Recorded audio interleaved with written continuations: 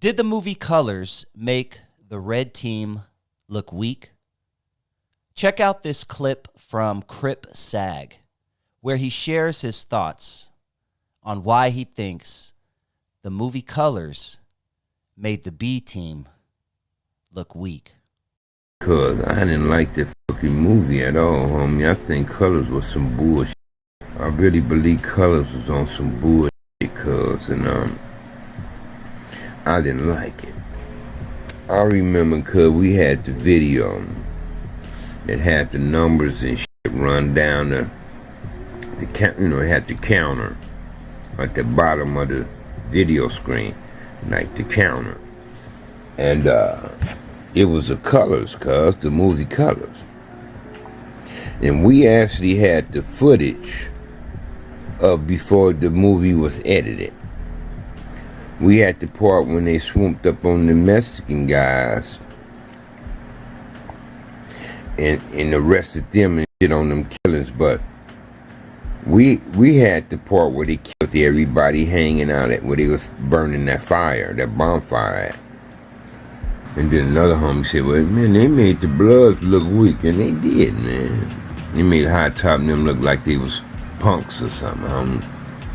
And that was bullshit. We all know the Bloods ain't no punks, cuz. They far from that bullshit. That colors portray them to be. Shout out to CRlP SAG. Make sure you guys subscribe to his channel, Harvey Hartfield, the first SAG, right here on YouTube.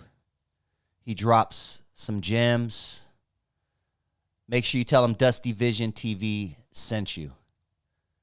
But what do you guys think about his comments? Do you think the movie colors painted the red team in a not so good light? I will tell you this, I didn't think about that until SAG brought it up. And I have to say, that was a pretty good point. If you look at various times of the movie, my man High Top getting whooped by the cops. We had High Top getting his ass whooped in prison. That was the craziest scene. That was some good acting right there, because I thought they were really whooping his ass. That was some great acting. That's your ass, High Top. He picks him up. Says, Bloods don't deal, Crips. I'm telling you, man, I know that movie word for word. Great movie. Young Don Cheadle, right? Wait, Don Cheadle played Rocket. I'm having a brain fart right now. I can't think of who played my man High Top. I can't believe I'm... My bad, homie. He went on to have a great career, both of those guys. But what do you guys think, man? I would love to know. Comment down below. Do you think the movie colors made the B team look a little weak? And it didn't even show the real war between the red and blue. Other than that scene where they were in jail and they had the bars between them and the red was on one side, the blue was on one side, and they were, doing their thing in that scene. Other than that, they didn't really get into the blue team versus the red team. It was more the blue team versus the brown team. But yes, comment down below. I'd love to know your thoughts. What are your general thoughts on the movie colors? I watch it to this day. I love the movie. I think it was a well put together movie. A little romanticized, obviously. As I'm getting older, I know the damage it caused to the community, so I'm not too happy about that part. But as a piece of art, it's a great movie, I think. But let me know what you guys think. Hit that like button if you have not already. And if this is your first time joining the channel and you like what you hear, please hit that subscribe button. And if you enjoyed this clip, you just might appreciate this bonus clip I'm about to play for you right now.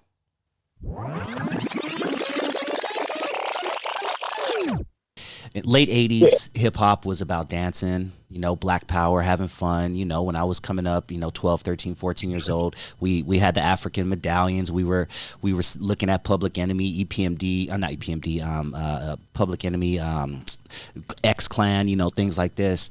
And that's who we were idolizing. And then somewhere along the lines, gangster rap got pushed in, and then it became the baggy clothes and the slow beats and the bitches, hoes, and this. But did we ever talk about the secret meeting that supposedly happened in the early 90s with record execs where they tried to push gangster rap to help out the prison industrial complex? Yeah. Okay. I think that was one of the Def Jam meetings. Mm-hmm. It was the dynamic was they wanted to aim for private prison. You know what I'm saying? So that was the objective, was they wanted to increase the incarceration rate tenfold. Because they saying that if we can have more people, cause a ruckus, that's more profit. Oh yeah. A lot of, deep, what I'm saying? It's deep. Shit, Def Jam is one of your biggest gatekeepers of that. They're not gonna like what I say, but I'm gonna be real with you, bro. I mean, just look at this. Just look at the shift. Just go back to 1998. You know what I'm saying? You ain't never had like the most gangster rap for every group that was like NWA. There was 16 groups that weren't saying the same things as NWA. You still had your LL Cool J talking about "I Need Love." Still had Tribe Called Quest. Still had Busta Rhymes and Leaders of the New School. Still had KRS-One. Still had Rev Run, DMC, Jam Master Jay. Still had those guys. You know what I mean? You still had your Public Enemy, Fight the Power. And then you had Dougie Fresh. You remember Dougie Fresh? Of course. Sheila B.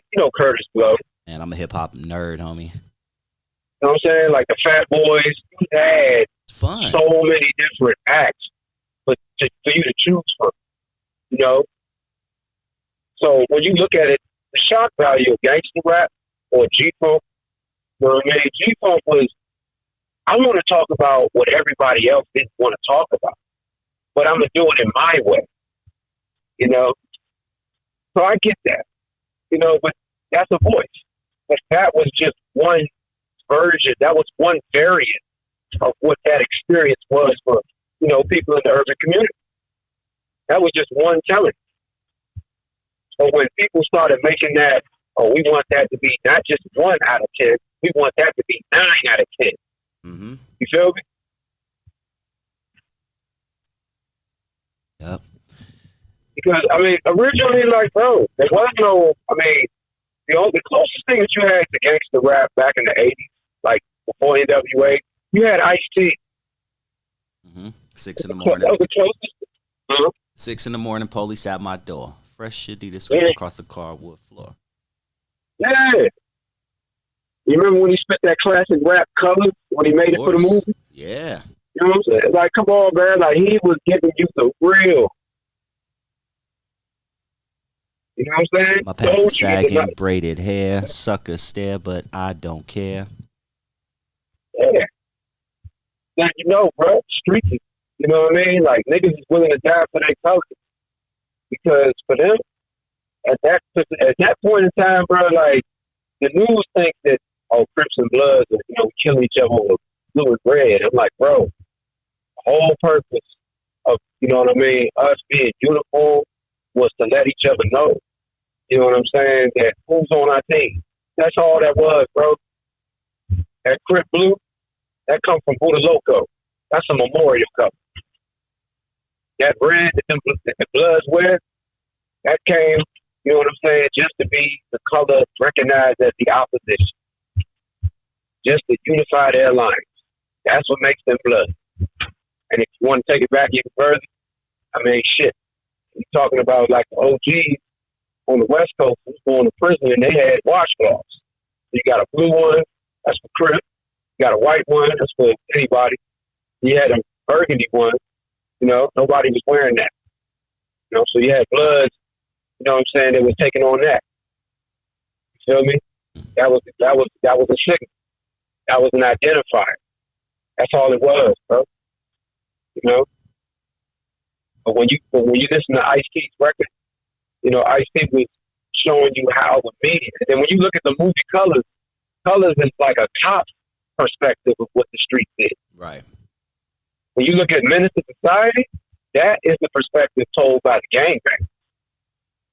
Like, you know, when you look at Colors, you know, they made the Bloods look soft and they made the Crips look straight savage. Yeah. And they made the essays look like they just as savage. You know? But when you see, like, Menace to Society, like, that's the everyday, day-to-day type shit, you know? Like, I can see the Bloods, like, now that is an accurate depiction of what the Bloods was. That's an accurate description of what the Crips are, you know, for that time frame, you know? So I can kind of see, you know what I mean, like, you know, how Ice-T was able to, you know, capture that, you know, he's from the street, you know? We talk about a lot of stuff. You know, and even though there's a lot of homies that, you know, that may, you know what I mean, couldn't have said it or been in a position. You know, I remember, shout out to the homie, Young Brown, Bronco from Fudgetown. You know what I'm saying? I had the pleasure of talking to him, you know, and I'm going to quote him right quick. You know, one of his quotes that he told me was, you as a rapper, you served as the mediator for your community. So all the things that some of the homies did, you know, couldn't say at the time, but wish they could say, I said it for you, cuz. I got you. Let me be your voice for the community. You know? So for that genre, that was cool.